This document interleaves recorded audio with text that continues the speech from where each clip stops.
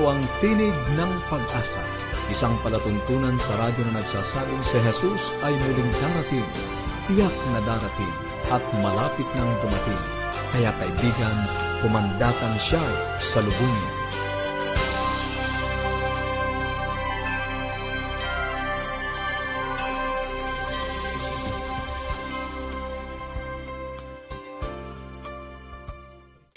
Magandang umaga po sa inyong lahat mga kaibigan. Kamusta po kayo? Ako po ang inyong lingkod, Lou de los Reyes Imperial, at tayo po'y magsama-sama pamula alas 6 hanggang alas 7 ng umaga upang talakayin ng mga bagay na makakatulong sa atin para mas mapasaayos ang relasyon natin sa loob ng tahanan, pagpapabuti ng ating kalusugan at pagtuklas ng pag-asang nagmumula sa salita ng Diyos. Binabati ko po lahat na nakikinig sa atin sa ating radyo sa AWR 89.1 FM, maging sa ating mga social media platforms na Facebook and YouTube. Magandang umaga po sa inyong lahat at maraming salamat po sa pag-tune in sa amin ngayong umaga. So mga kaibigan, kayo po ba ay nagnanais sa mga libreng aklat aralin sa Biblia? Kung gusto nyo pong makatanggap niyang mga yan, ay isend lamang po ang inyong mga kumpletong pangalan at address sa 0917-1742-777. 0917-1742-777. O di kaya naman sa 0968-8536-607. 0968-8536-607. At para naman po sa ating Facebook and YouTube channel, isearch lamang po ang Adventist World Radio Manila o di kaya naman magpadala ng email sa connectedadventist.ph. Bago po tayo magtungo sa ating hakbang sa kalusugan, gusto ko pong pasalamatan si Ma'am Irene Gabin sa mga naibahagi po niya sa atin para magkaroon po tayo ng positibong pamumuhay na sa kalooban po, na ayon sa kalooban ng ating Panginoon. So with that, thank you so much po Ma'am Ay. So ngayon may bago tayong serye na bubuksan at ito po ay patungkol sa kalusugan, mga hakbang sa kalusugan, at ang atin pong serye ay pinamagatang Happiness is Medicine. Ang atin pong tagapagsalita, napakahaba po ng kanyang mga accomplishment, si Dr. Blesenda Varona. Si Dr. Blesenda po has more than 30 years of experience in health and wellness field. She has helped thousands of patients by preventing and reversing their lifestyle diseases. Wow! Hanga si Dr. Blessy.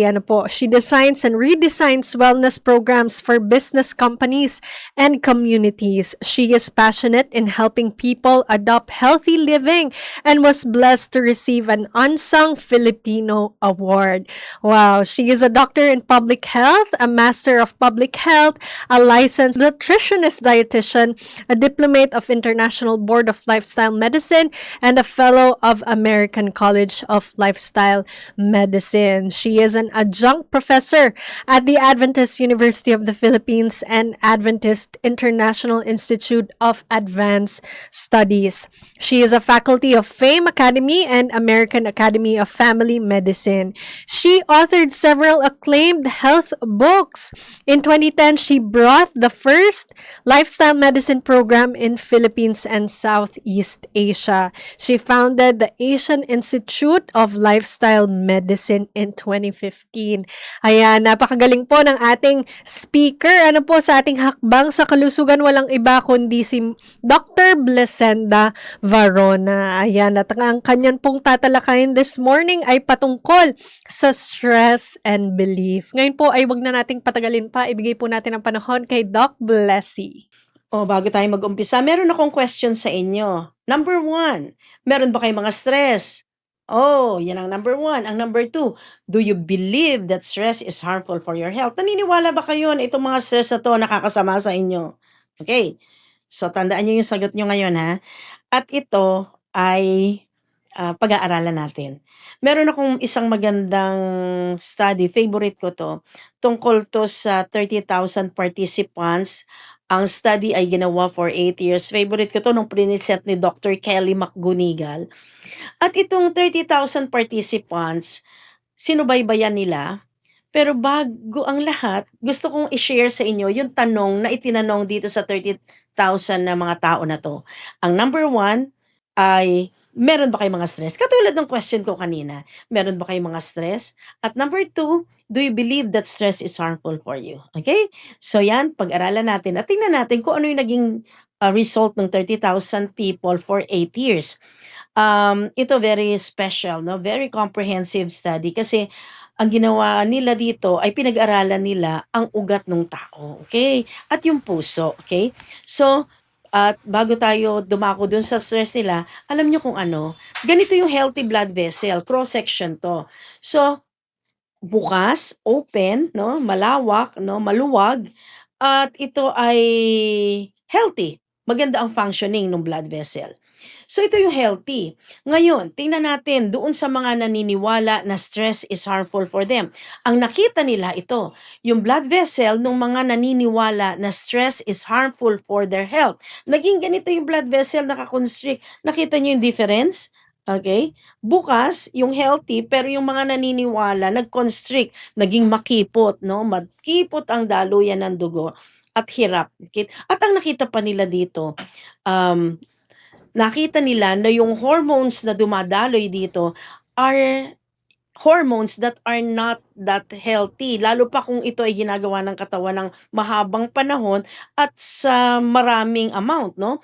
Ang nakita nila dito, ang lumalabas cortisol and adrenaline. So, ang ibig sabihin, kung mahabang panahon nagagawa yung katawan mo ng adrenaline, cortisol, talagang masasaktan yung katawan. Okay? Pero alam nyo, ito naman yung focus natin ngayon kasi ang nakita nila dun sa mga tao na hindi naniniwala na stress is harmful for them. Okay? Tingnan natin yung blood vessel nila. Ganito yung blood vessel, nag-maintain ng bukas, no? Bukas, malawak, relax, okay? At ang nakita pa nila, hindi cortisol, hindi adrenaline yung maraming dumadaloy. Ang nakita nila, oxytocin. Okay? So ang oxytocin pala, stress response hormone. At pag itong oxytocin na 'to ay dumadaloy sa katawan natin, hindi pala niya nasasaktan ng puso, okay? Good for the heart pala yung oxytocin. So can you see, same situation, parehong nahihirapan, parehong nasa stress condition, pero yung isa naniniwala, yung isa hindi. Ang laki ng difference. Naniniwala na stress is harmful, ganito yung blood vessel, hirap na hirap, no, hindi maganda ang functioning. Pero yung di naniniwala, ang ganda ng blood vessel, malawak, no, nakabukas, at may extra super bonus na oxytocin. At ang nakita nila dun sa study, alam nyo kung ano? Ang nakita nila dun sa study, yung mga na hindi naniniwala, yung mga hindi naniniwala na stress is harmful for them, alam nyo kung ano? Ang kanilang heart profile, yung kanilang cardiovascular profile ay napakaganda, okay? Napaka-healthy. So, may benefit pala yung hindi naniniwala. Okay, so anong lesson natin ngayon? Ang lesson natin ngayon, pwede ka palang nasa isang situation, mahirap na sitwasyon. Okay? Pwede ka palang hindi hindi maayos ang kalagayan. Pero pwede pala na yung paniniwala mo ay magbabago ng resulta, okay? So, ibig sabihin ko, pwedeng pareho kayo nasa traffic, pero ikaw naniniwala na itong traffic na 'to nakakainis. Talaga namang inis na inis ka, naka-stress response ka. Yun namang isang tao hindi naniniwala na yung traffic, makakasakit sa kanya. Okay, ano na yan, basta pagbigyan na natin, hintayin na lang natin, relax lang. And that the person is naka-relax. So, ibig sabihin, pwede palang parehong sitwasyon, parehong senaryo, pero magkaiba yung attitude natin at magkaiba din ang response ng katawan. So again, kanina tinatanong ko kayo, meron ba kayong stress? Ang sagot nyo, 100%. Lahat meron. Okay. Ang susunod kong tanong, do you believe that stress is harmful for you? Doon sa mga naniniwala, ito yung blood vessel nyo. Okay. Pero ngayon, ang tanong ko, do you believe that stress is harmful for you? At ang sagot nyo na, no. hindi ako naniniwala na stress is harmful for me, magiging ganito. So, there can be a better shift, no? Pwede palang magbago. So, galing dito, papunta dito. At ito nangyayari sa minuto na desisyon natin. Baka nga sa segundo Segundo, biglang nagre-relax yung katawan natin. Kanina sabi mo, yes, yes, naniniwala ako na stress is harmful for me, yes. Pero biglang, no, hindi na pala. Okay? So, meron ka ng ganito. So, ito pong lesson natin na to, this can really help us in our daily life. Kasi, kung naniniwala kayo na itong kapitbahay nyo ay talagang makakapanakit sa'yo sa kakachismis niya, ay talagang nakaganito yung blood vessel mo. Naka-stress response. At yung cortisol mo talagang dadaloy ng marami. Yung iyong adrenaline talagang sobra-sobra na siya. Kasi galit na galit ka. Pero ngayon, sasabihin mo, no, I don't believe. Hindi na ako naniniwala na yung kapitbahay ko na yan, kahit chismis na chismis, yan ay makakapanakit sa akin. So, you change your belief. So, can you see? Nagbabago pala. Okay? So, nakita niyo siya, every decision, every yung change of belief natin, mag-iiba yung kondisyon ng katawan natin. Alam niyo sa Biblia, meron dong kwento. Yung kwento doon, yung bleeding woman, alam niyo yan? Alam na alam ng mga nagbabasa ng Bible, yung tungkol sa 12 years bleeding woman. Hindi nga alam kung ano yung sakit ng bleeding woman. Wala noong walang diagnosis, okay? Wala pa sigurong CT scan noon, wala pang biopsy, no? Hindi natin alam kung ano yung dahilan ng kanyang pagdurugo for 12 years. So talagang, can you imagine the person is bleeding for 12 years? Yung magkaroon ka nga ng menstruation lang na 1 week, talagang manghihina ka na eh. Yung 2 weeks, sobra ka nang manghihina. Pero yung 12 years na bleeding, talaga namang, I believe, nandoon na yung anemia, no? Nahandoon na yung panghihina. At nung panahon na yon, hindi accepted yung mga bleeding person, no? Outcast yun, hindi pinapapasok sa bahay, talagang kinakahiya ng pamilya. So 12 years kang kinakahiya, nagdudugo ka, at ikaw ay hirap na hirap, ikaw ay anemic na. Baka siguro nung panahon na yon, wala din siya makainan ng maayos kasi nga, 'di ba? Hindi tanggap sa pamilya. So talagang physically drained na yung taong ito. At ito ay hindi lang physically drained, no? Emotionally, psychologically, mentally, talagang lahat na ay drain sa kanya dahil sa kanyang hindi magandang sitwasyon for 12 years. At isang araw, na nabalitaan, dadaan si Jesus Christ. At ang target talaga niya, mahipo ko lang yung garment, yung laylayan ng garment ni Jesus Christ. Gagaling ako, no? Yun ang kanyang paniniwala, okay? So, talagang, can you imagine, ang dami-daming tao, no? Pagka nga, di ba, minsan may mga gathering, ang dami-daming tao, pag dito sa daan, mga rally-rally, ang dami-daming tao. So, siguro yung babae, nakikipagtulakan, mahina ka na, nakikipagtulakan ka pa. Ikaw ay nanlalata na, ikaw ay talagang drain na, tapos ikay nasa siksikan pa ng mga tao. At finally, hindi naging hindrance ang mga kapaligiran niya. Finally, nahipo niya ang laylayan ng damit ni Jesus Christ. At nung nahipo niya, naramdaman ni Jesus Christ, merong humawak sa laylayan ng damit ko. Tapos, sabi ng mga disciple, Panginoon, ang dami-daming tao. Mararamdaman mo pa ba kung sinong humipo? Ang daming nagsisiksikan. Sabi niya, meron. And then yung babaeng bleeding ay umamin. Tapos ang sabi ni Jesus Christ, ano sabi niya? Sabi ni Lord, your faith has made you whole. Ang iyong pananampalataya, ang iyong paniniwala, okay? Yung paniniwala sa Kanya, kay Jesus Christ, made you whole. Alam niyo itong lesson na to, ang ganda niya kasi instantly ito ngang blood vessel, sabi ko nga, ito naniniwala ka na stress is harmful for you. Bigla kang nag-shift. Hindi ako naniniwala na stress is harmful for me. Ibig sabihin, meron ka agad shift in physiological situation. Pero lalo pa yung doon kay Jesus Christ na scenario na yon, no? Yung bleeding woman and Jesus Christ. Tapos sabi, your faith has made you whole. The moment nahipo niya yung garment, yung laylayan ng damit ni Jesus Christ, nagkaroon siya ng healing. At ang sabi ni Jesus Christ, your faith, your belief. Hindi sinabi ni Jesus Christ, my belief, my faith. Hindi niya sinabi yun. Ang sinabi, your faith, yung paniniwala mo, sabi niya doon sa babae, yan ang nakapagpagaling sa'yo. Wow! Okay? So, ang ibig sabihin po nito, alam ni Jesus Christ ang mangyayari physiologically, no? Alam niya lahat-lahat ng mangyayari sa atin physiologically the moment we change our belief. Kaya nga, the moment we trust Him, no? The moment na magtiwala tayo lalo sa Kanya.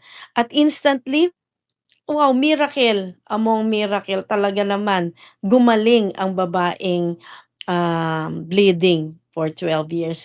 So, ganun din po tayo sa ating mga pang-araw-araw na mga kabuhayan, no? Pamumuhay natin araw-araw. Marami tayong mga maling paniniwala, marami tayong pinapaniwalaan na mali, no? At sana po iayos po natin ang ating mga kaisipan.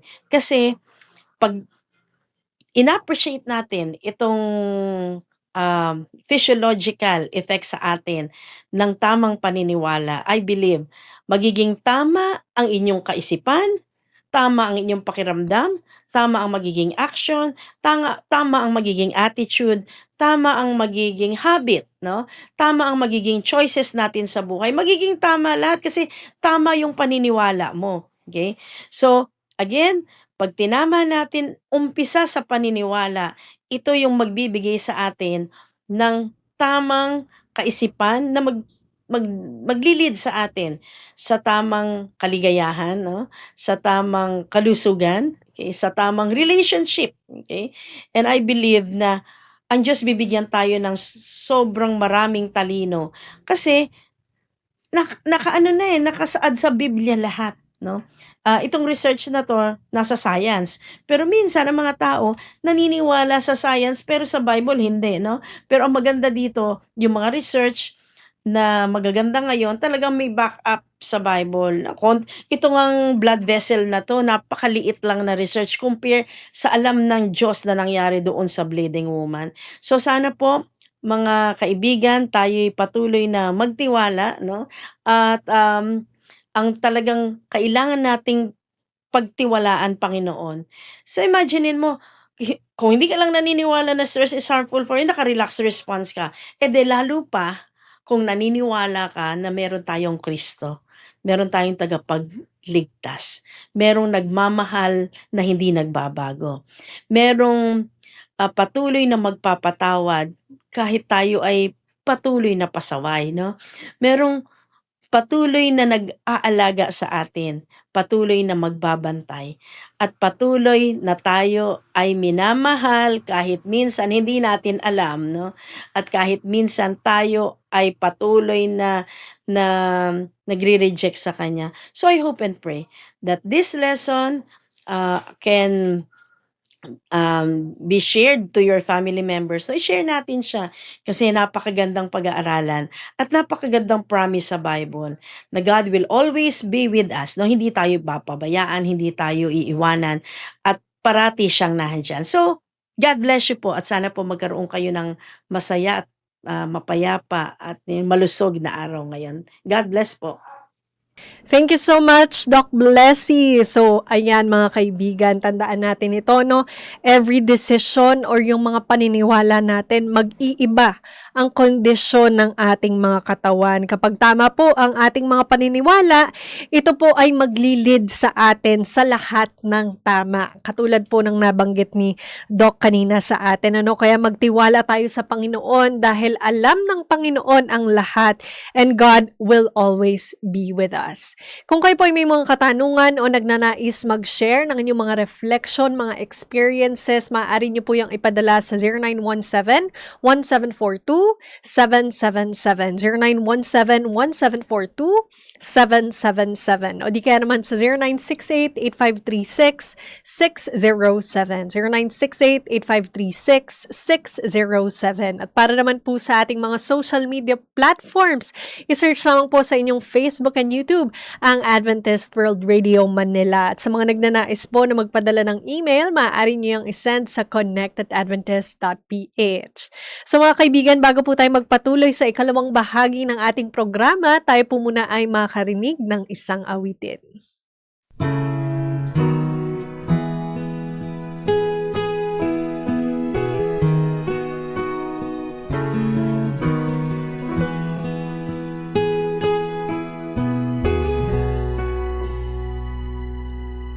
Panahon na dumaan, kung babalikan, alaalang masaya at may hindi naman.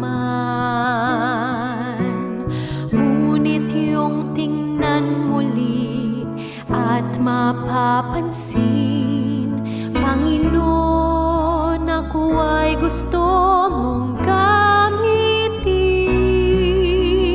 Laging ang ikaw ang aking gabay, sinulat na awitin ng iyong kamay. Laging ang iyong alalay ang nagpalakas sa aking buhay. At ang iyong pag-ibig, O Jesus.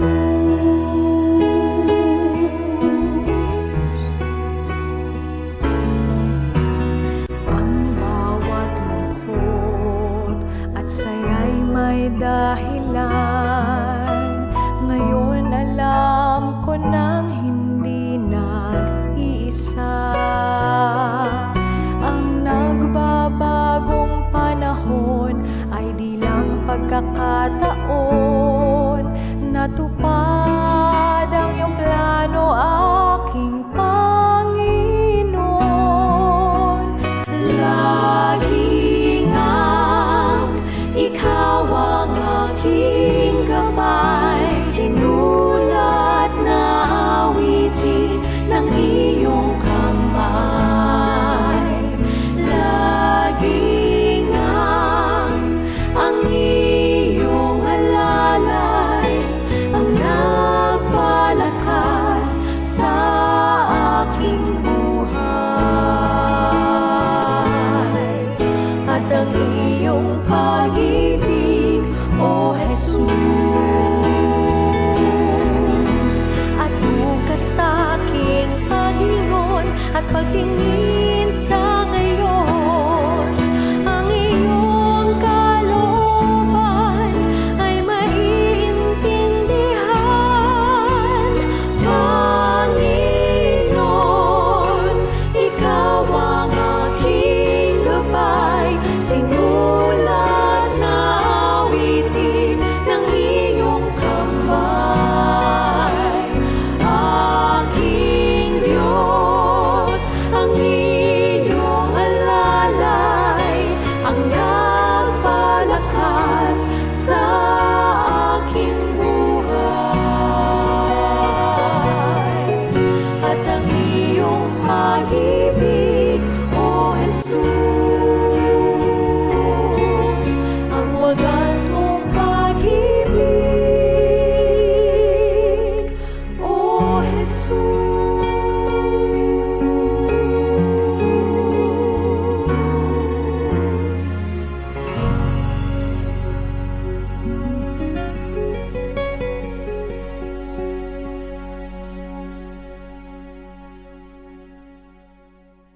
Maraming salamat po sa napakagandang mensahe ng awit at tayo nga po ay dumako na sa ating pag-aaral ng Biblia. Alam niyo po mga kaibigan, ang Diyos ay hindi tumatawag sa mga Kristiyano upang maging madaling malinlang o walang ginagawa. Nais po niya na tayo ay maging discerning. May kakayanang makilala ang katotohanan mula sa kamalian at dynamic, masigla at aktibo sa paglilingkod sa Kanya. Sa panahon po ng maraming maling katuruan, mapanlinlang na impluensya at mabilis na pagbabago ng mundo, kailangan po ng bawat mananampalataya ang dalawang katangiang ito. Karunungan sa pagkilala at sigla sa paggawa ng kalooban ng Diyos. Ang atin pong paksa ngayong umaga ay discerning and dynamic. Ibigay po natin ang panahon kay Pastor Romy. Kumusta ka, kaibigan? Napakabuti ng ating Diyos. Anupat sa araw-araw Kanyang pinaparanas ang Kanyang dakilang pag-ibig, ang Kanyang maraming pagpapala. Muli, narito ang iyong kaibigan sa teleradyo na nagsasabing napakabuti ng Diyos, kaibigan. Patuloy tayo sa ating serye sa Aklat ng Mga Gawa. Kaibigan, katulad ng aking binanggit noong una, ang Aklat ng Gawa ay pinagpatuloy ng sumulat ng Ebanghelyo ayon kay San Lucas, ang Gospel ng ating Panginoon. At dito ay nagbigay ng kaalaman na kung papaano noong tinanggap ang banal na Espiritu, kaibigan, makapangyarihang bagay ang nagawa ng mga alagad, yung mga nanalangin sa upper room na merong 114 o 24, kaibigan, sila ay naging makapangyarihan sapagkat kanilang tinanggap ang power ng banal na Espiritu. At sa ating ngayong pag-aaral ay ating bigyan ng pansin, discerning and dynamic bath dam. Ito ay may kinalaman sa karanasan ng mga lagad, particular si San Juan at gayon din si San Pedro. Nanupat sa Kapitulo 4 ay binabanggit dito ang mga pangyayari sa kanilang pangangaral sapagkat noong ang banal na Espiritu ay tinanggap ng mga lagad. Kaibigan, nayanig ang Jerusalem sapagkat ang mga alagad, bagamat hindi sila nag-aral sa mga paaralan na noong panahon na yon ay sinasabing nakapag-aral sa kaalaman sa sanlibutan, hindi sila nakapag-aral, subalit sila ay binigyan ng kaalaman kung papaano ngayon sila'y nagsalita, papaano na sila nagpagaling at sa kapangyarihan ng prayer, kaibigan, ang kanilang mga kahilingan ay tinugon ng ating Panginoon. At ayon sa aklat ng gawang ito, noong si Apostol Pedro ay nangaral at ang kanyang pangangaral ay nakasentro sa Kristong nabayubay sa krus na namatay, subalit siya'y muling nabuhay, kaibigan. Isang araw, 3,000 ang naikayat. At pagkatapos meron pang 5,000. At hindi lamang yon, kaibigan, dahilan sa kapangyarihan ng Diyos na ibinigay ngayon sa mga alagad. Kaibigan, ang mga may karandaman, yung mga may sakit, sila ay gumaling noong sila'y pinanalangin ng mga alagad ng ating Panginoon. Subalit sa kabila ng pangyayaring ito, maraming mga tao ang tumanggap ng gospel ng ating Panginoon. Ang wika ng ating Biblia, ano naman ngayon ang ginawa at saloobin naman ng mga lumalaban sa Ebanghelyo ng ating Panginoon? Sinasabi sa atin sa Kapitulo 4, ating simulan ngayon sa versikulo 3, sila'y kanilang dinakip at ibinilanggo hanggang sa kinabukasan sapagkat noon ay gabi na. Ngunit marami sa mga nakarinig ang sumampalataya at ang bilang nila ay mga 5,000. Kaya merong binabanggit sa Kapitulo 2 ng Gawa, 3,000. Subalit dito sa Kapitulo 4, ang mga tumanggap sa Ebanghelyo ng Panginoon sa udyok ng Banal na Espiritu, ang wika ay merong 5,000. Subalit sa kabila nito, napakaliwanag ang mga nangyayari, ang mga himala, ang mga taong may sakit ay gumagaling. Kaibigan, ano naman ngayon ang nasa loob ng mga eskriba, ang mga matatanda at gayon din ang mga punong pari? Ganito ang sabi sa atin. Nang sumunod na araw, Kapitulo 4, versikulo 5, nagtipon sa Jerusalem ang kanilang mga pinuno, ang matatanda at mga eskriba, 6, at si Anas na pinakapunong pari, si Caifás, si Juan, si Alejandro, at ang buong angkan ng pinakapunong pari ng kanilang mailagay na ang mga bilanggo sa gitna nila. Sila ay kanilang tinanong, sa anong kapangyarihan o sa anong pangalan ninyo ginagawa ito? Kaya nakikita nila maraming mga gumagaling, maraming mga taong ang tumanggap sa Ebanghelyo ng Panginoon. Ang tanong nila ngayon, sa anong kapangyarihan ito'y inyong ginagawa? At ang sabi sa versikulo 8, at si Pedro na puspos ng Espiritu Santo ay sumagot sa kanila, kayong mga pinuno ng bayan at matatanda, kung kami sa araw na ito'y sinisiyasat dahil sa mabuting ginawa sa isang taong may kapansanan na tinatanong kung paano napagaling ang taong ito. Kaya ngayon tinatanong pa ng mga pari sa pangunguna ng kanilang pinuno o punong pari, sa kaninong kapangyarihan ginagawa ang mga bagay na ito. Kaibigan, nakikita nila ngayong maliwanag na kung ano ang nangyayari sapagkat ang mga lagad ay tumanggap ng kapangyarihan ng Banal na Espiritu. Meron pa sila ngayong paglaban. Tinatanong nila, sa kaninong kapangyarihan ngayon ginagawa ang mga bagay na ito? At ang sabi pa ngayon sa versikulo 10, dapat malaman ninyong lahat at ng buong sambahayan ng Israel na nakatayo ang taong ito sa inyong harapan na walang sakit sa pangalan ni Jesucristo taga Nazaret na inyong ipinako sa krus at binuhay ng Diyos mula sa mga patay. Nanapat ang mga punong pari o yung mga nangunguna sa simbahan noong panahon na yon, sa pangunguna ng punong pari, kaibigan, nakikita nilang maliwanag kung bakit may mga taong gumagaling. Nagtatanong pa sila sa kaninong kapangyarihan.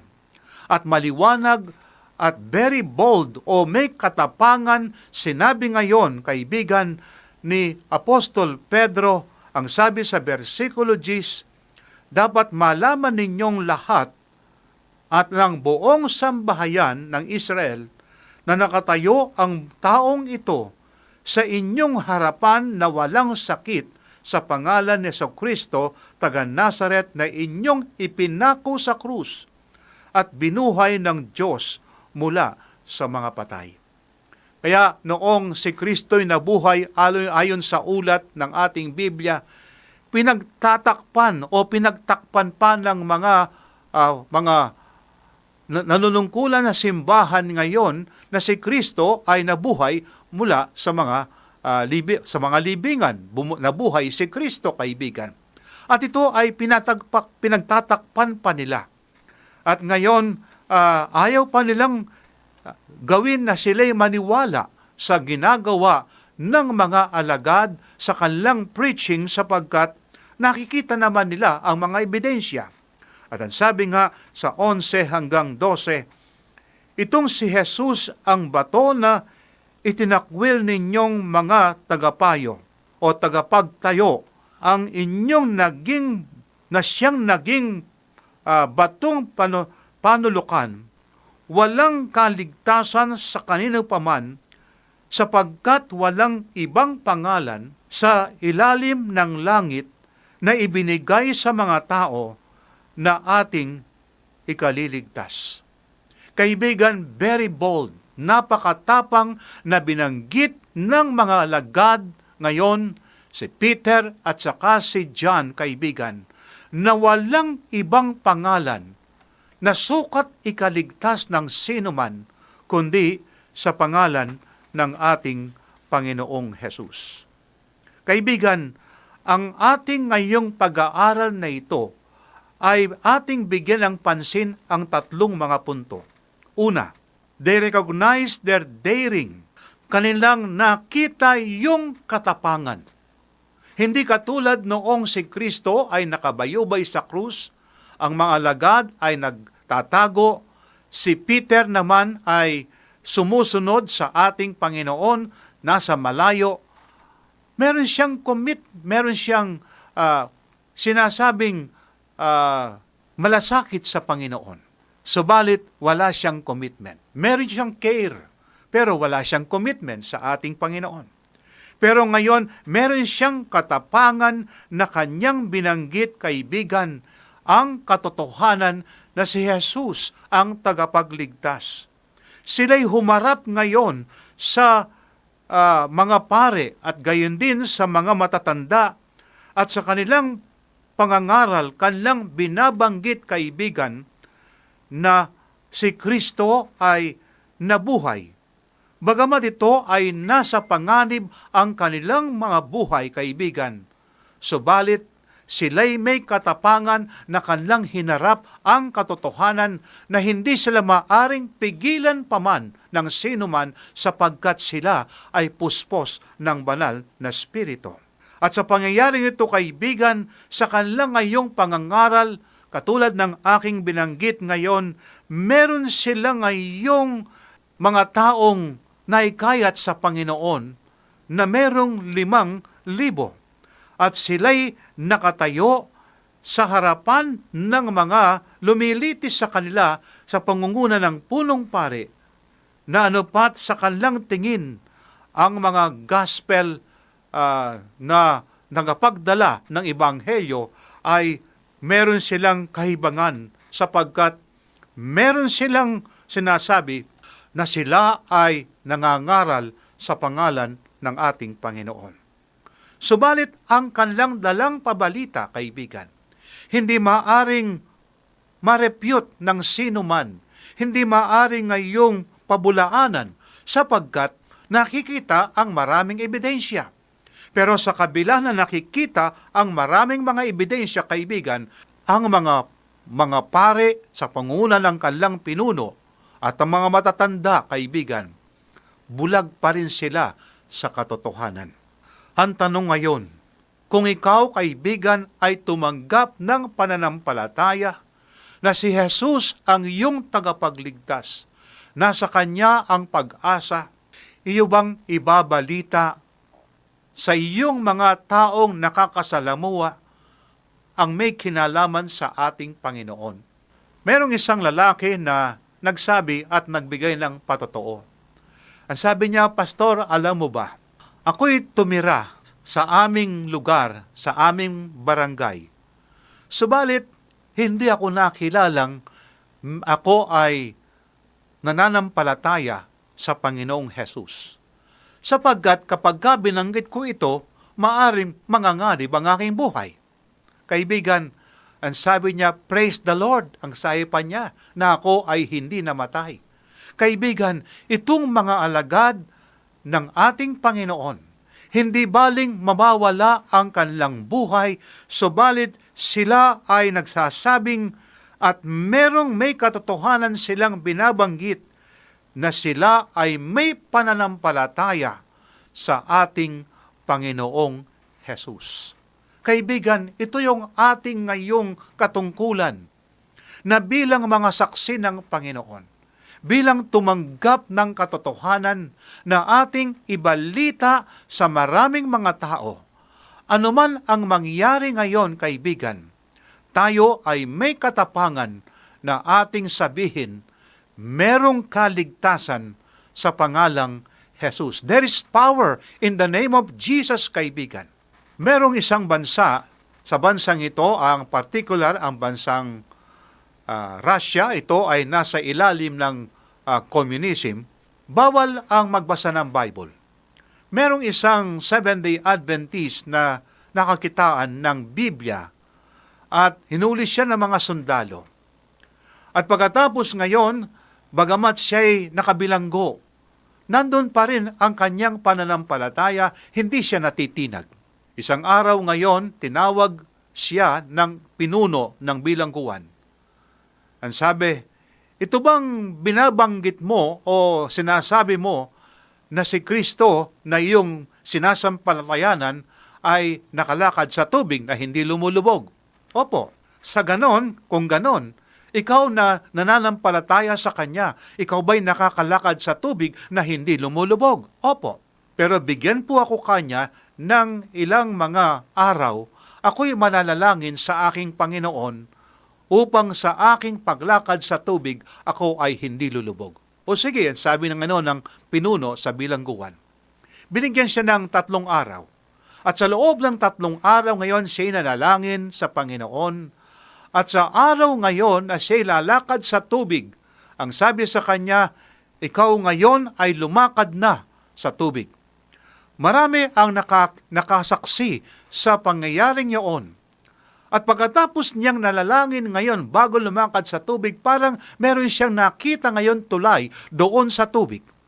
At sa nakita niyang tulay ngayon, siya ay naglakad sa tulay ng patungo sa kabilang pangpang at pabalik at hindi siya lumubog. Kaibigan, bagamat siya'y nabilanggo dahil sa kanyang pananampalataya, siya ay may katapangan na kanyang sabihin ang kanyang paniniwala, pananampalataya sa ating Panginoong Hesus. Ang tanong kaibigan, darating ngayon ang panahon, ikaw ay maaring ulihin dahilan sa iyong pananampalataya. Subalit ang tanong, ikaw ba ay may katapangan na banggitin mo ang iyong pananampalataya sa iba? Maaring sasabihin, manganganib ang buhay mo. Subalit kung ikaw ay may pananampalataya sa ating Panginoon, hindi bali ngayon mangangalib ang buhay mo na katulad ng mga alagad ng Panginoon, si Peter at saka si John, kaibigan, sila ay naging saksi ng ating Panginoon na merong katapangan. Ang pangalawang punto, the research indicated these men were dumb. Sa kanila ngayong pag-research sa buhay ng mga lagad na ito, ang alam nila sila ay mga mangingisda. Hindi sila nakapag-aral sa universidad na existing nung panahon na yon. At ayon sa kanila ngayong pag-aaral, sila ay mga walang alam. Wala silang maaring sabihin na magsalita ng ibang wika at magbigay ng pabalita. Subalit kaibigan, bagamat sila'y mga taong ang kanilang background sa edukasyon ay hindi katulad ng kanilang iniisip, kaibigan, ang mga alagad na ito ay meron silang ngayong katapangan sapagkat sila ay very powerful ang kanilang tinanggap na kapangyarihan, walang iba kundi ang kapangyarihan ng Ebanghelyo. Kaibigan, maaring sa tingin ng lipunan, ikaw ay walang alam. Ikaw ay walang kaalaman na alam ng sanlibutan. Subalit kapag tinanggap mo ang Ebanghelyo ng Panginoon, tinanggap mo ang kapangyarihan ng Banal na Espiritu, kaibigan, ang kapangyarihan na yon ang siya ngayong magbibigay sa iyo ng katapangan, ng kapangyarihan upang sabihin ang katotohanan sa iba. Nanapat marahil, kaibigan, ikaw ay sasabihin kapag hindi ka tumigil sa iyong pangangaral at sa iyong ngayong pagsunod sa Ebanghelyo ng Panginoon, ikaw ay mabibilanggo. Subalit katulad ng mga lagad, sila'y nabilanggo, kaibigan, pero they were so bold sa sabihin nila ang katotohanan tungkol sa ating Panginoon. Ang pangatlong bahagi ng pag-aaral na ito, they reason their resources must be divine. Nanupat ang kanilang ngayong resources, yung kanilang ngayong pinanggagalingan ng kaalaman ay galing sa Diyos. Sapagkat kung hindi galing sa Diyos, papaano ngayon may sasagawa ang mga bagay na kanilang sinasagawa? Sila ngayon ay nangangaral na merong katapangan. Sila ngayon ay nagpapagaling na may karandaman. Sila ngayon ay nagpupunta kung saan-saan na merong katapangan sapagkat nasa kanila ang kapangyarihan ng banal na Espiritu. At sa kanila ngayong pagtugon sa mga katanungan sa kanila, kanilang itinaas ang pangalan ng ating Panginoong Hesus. Itinaas nila ang pangalang Jesus because there is power in the name of Jesus, kaibigan. Isa lamang ang kanilang katugunan, kaibigan. Ang sabi nga ng ating Biblia sa 11:12 ng Kapitulo 4, itong si Jesus, ang bato na itinakwil ninyong mga tagapagtayo nang siyang naging batong panulukan. 12. Walang kaligtasan sa kanino paman, sapagkat walang ibang pangalan sa ilalim ng langit na ibinigay sa mga tao na ating ikaliligtas, kundi sa pangalang Jesus. Kaibigan, meron pa ring binabanggit sa atin na katulad din ng mga ngaral si Apostol Pablo sa kanyang pangangaral ayon sa 1 Korinto 1:27 hanggang 29, ganito ang ating mababasa. Kundi pinili ng Diyos ang mga bagay na kahangalan sa sanlibutan upang kanyang hiyain ang matatalino. Pinili ng Diyos ang mga bagay na mahina sa sanlibutan upang kanyang hiyain ang malalakas. 28. Pinili ng Diyos ang mga bagay na mababa at inahamak sa sanlibutan, maging ang mga bagay na walang halaga upang pawalang saysay ang mga bagay na mahalaga. 29. Upang walang sinuman ang magmalaki sa harapan ng Diyos. Kaibigan, ano ba ang background halos na mga lagad ng Panginoon? Si Peter, James, and John, gayon din si Andres na kapatid ni Peter. Anong trabaho nila? Ang alam nila, mangisda. Gayon din ang ibang mga lagad. Ang edukado lamang ay si Judas Iscariote. Subalit noong tinanggap, kaibigan, ng mga lagad ang kapangyarihan ng Banal na Espiritu, walang sino man na maaaring makarepute sa kanilang sinasabi sapagkat may kapangyarihan sila. Ang kanilang pagkasalita kay kaibigan ay hindi maaring masawatan ng sino man, hindi maaring labanan ng sino man sapagkat may katotohanan at ang Banal na Espiritu ang sumasa kanila. Kaibigan, ikaw ba ay maaring alam ng sanlibutan? Wala kang pinag-aralan na alam ng sanlibutan. Subalit kapag ikaw ay nakabasa at nag-aral ng Biblia, kaibigan, ikaw ay magiging marunong sapagkat ikaw ay pinadunong ka ng Banal na Espiritu. Binigyan ka ng kaalaman. Maging sa iyong pagkasalita ngayon, kakaiba na sapagkat ang sabi nga ni Apostol Pablo sa kanyang sulat, hindi na akong nabubuhay sa akin, kundi si Kristo ang nabubuhay, ang sabi niya sa kanya. Kaibigan, nakapagka si Kristo nabubuhay sa atin, nakapagka si Kristo ngayon ang merong kapangyarihan na ibinigay sa ating kaibigan, tayo ngayon ay may katapangan na ating harapin anuman ang mga bagay na ipataw sa atin na parusa, subalit hindi tayong maaring pigilan na sabihin ang katotohanan sa maraming mga tao. Kaibigan, kumusta ang iyong pamumuhay? Kumusta ang buhay natin sa sanlibutan na ito? Ikaw ba, kaibigan, ay tinatawagan ng ating Panginoon? Tanggapin mong katotohanan. Tanggapin mo si Kristo na iyong tagapagligtas. At ang sabi ng ating Biblia, ang ating pagtanggap sa Panginoon, hindi bukas, kundi ngayon, sapagkat ang wika, ngayon ang araw ng kaligtasan. Kaibigan, ang banal na Espiritu ba ay kumakatok sa pintuan ng iyong puso? Kapag ka narinig mo ang kanyang pagkatok sa iyong puso, kaibigan, pagbuksan mo siya upang siya'y makapasok at ang katawan mo ay maging templo ng banal na Espiritu. Bago tayo magtatapos sa pag-aaral na ito, nais kong basahin ang binabanggit ng ating Panginoon sa Ebanghelyo na sulat ni San Marcos 11:22 hanggang 24. Ganito, kaibigan, ang binabanggit ng ating Biblia. At sumagot si Jesus sa kanila, magkaroon kayo ng pananampalataya sa Diyos.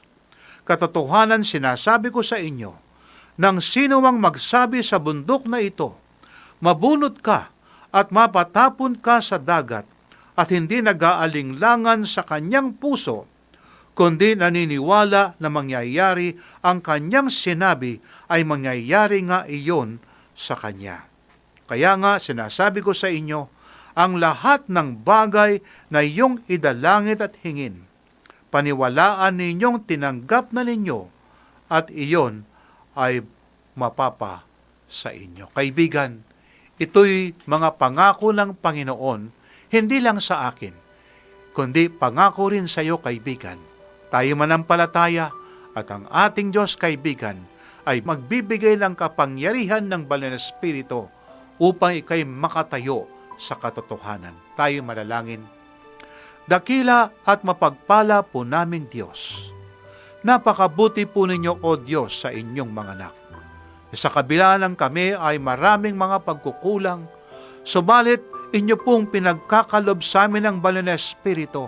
O banal na Espiritu, kay nawa po ang pumasok sa aming mga puso't isipan, ang inyong kapangyarihan upang kami tatayo na may katapangan sa katotohanan.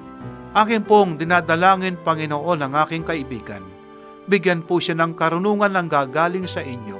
Bigyan po siya, Panginoon, ng mabuting hanap buhay. Pagpalain po ang kanyang buong sambahayan. Mahayag nawa sa bawat isa ang katwiran ng aming Panginoon. Sa pangalan ng aming Panginoong Jesus. Amen. Kaibigan, pagpalain ka nawa ng ating mahal na Diyos. Maraming salamat po, Pastor Romy. Nawa po tayo ay na-enlighten, na-motivate dito po sa ating topic this morning. Nais po ng Diyos na ang kanyang mga anak ay maging matalino sa pagkilala ng katotohanan at masigla sa paggawa ng kanyang kalooban. Ang isang Kristiyano pong may tamang kaalaman, ngunit walang pagkilos ay hindi ganap. Gayon din ang masigasig ngunit walang tamang pagkilala ay madaling mailigaw. Sa pamamagitan po ng salita ng Diyos, syempre maaari tayong maging mga mananampalatayang may karunungan sa paghatol at katapatan sa paglilingkod, na bawat na nagbibigay po ng walhati sa Panginoon sa lahat ng ating ginagawa. Ang sabi nga po sa Filipos 1 verse 9 and 10, at ito ang aking dalangin, na ang inyong pag-ibig ay lalong sumagana sa kaalaman at sa buong pagkilala, upang mapili ninyo ang lalong mahalaga. Kung kayo po ay may mga katanungan o nagnanais sa mag-Bible study, ay tumawag lamang po o mag-text sa 0917-1742-777. 0917-1742-777. O di kaya naman sa 0968-8536-607. 0968-8536-607. At para naman po sa ating Facebook and YouTube channel, isearch lamang po ang Adventist World Radio Manila, o di kaya naman magpadala ng email sa connect@adventist.ph. Muli po, maraming salamat sa inyong patuloy na pagtangkilik sa ating palatuntunang Tinig ng Pag-asa. Ito pong programang ito ay hatid sa inyo ng Adventist World Radio Manila, at sa atin pong pansamantalang paghiwa-hiwalay ay baunin po ninyo ang salita ng Diyos sa Isaiah 59:1. Narito ang kamay ng Panginoon ay hindi maikli na hindi makapagligtas, ni hindi mahina ang kanyang pandinig na ito'y di makarinig. Ako po muli ang inyong lingkod, Lou de los Reyes Imperial. Bukas pong muli. Ito ang Tinig ng Pag-asa, isang palatuntunan sa radyo na nagsasabing si Jesus ay muling darating, tiyak na darating, at malapit nang dumating. Kaya kaibigan, kumandatan siya sa lubungin.